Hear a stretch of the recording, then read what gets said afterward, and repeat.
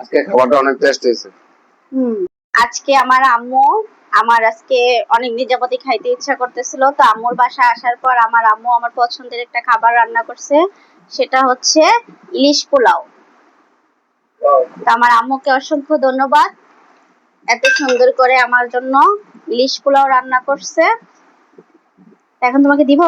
তো ইলিশ পোলাও কিন্তু আমার কাছে অনেক বেশি ভালো লাগে, আর আজকে বাজারে বড় ইলিশ নাই, সব ছোট ছোট ইলিশ।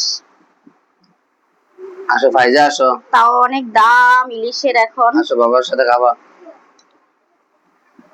ঠিক আছে, থ্যাংক ইউ।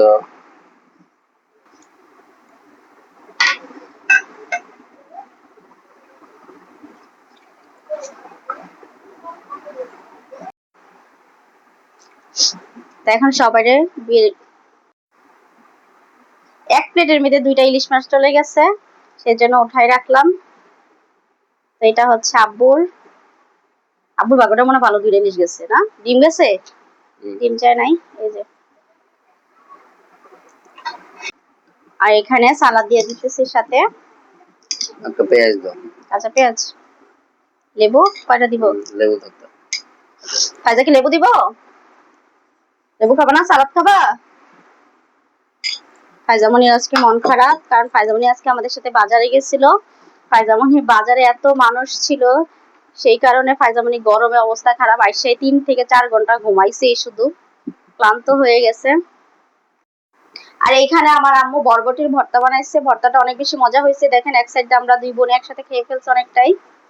আর এখানে আমার হাজবেন্ডকে একটু সাথে ইলিশ পোলাওর সাথে ভর্তা দিবে, বরবটির ভর্তা খেয়ে দেখতে ভালো লাগবে। ফাইজাল দিব ভর্তা। আর ফাইজামনির সাথে ফাইজামনি চিংড়ি মাছ পছন্দ করে, সেই জন্য এখানে আমি 1 পিস চিংড়ি মাছ সাথে দিয়ে দিয়েছি। এই হচ্ছে ফাইজামনির চিংড়ি মাছ, আর হচ্ছে ইলিশ মাছ আনাবো একটাই তোমার জন্য রান্না করবো, আবার বাসায় যে রান্না করবো। আমি এখান থেকে 1 কেজির মতো ঢাকা থেকে অল্প কিছু পরিমাণে চিংড়ি মাছ কিনে নিচ্ছি, ফাইজামনি যেহেতু চিংড়ি মাছ পছন্দ করে সেই জন্য।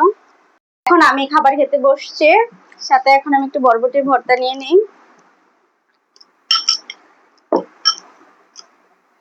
প্রথমে একটু ইলিশ মাছ দেখাই, সালাদ, বিসমিল্লাহ। আজকে খাবারটা অনেক টেস্ট হয়েছে।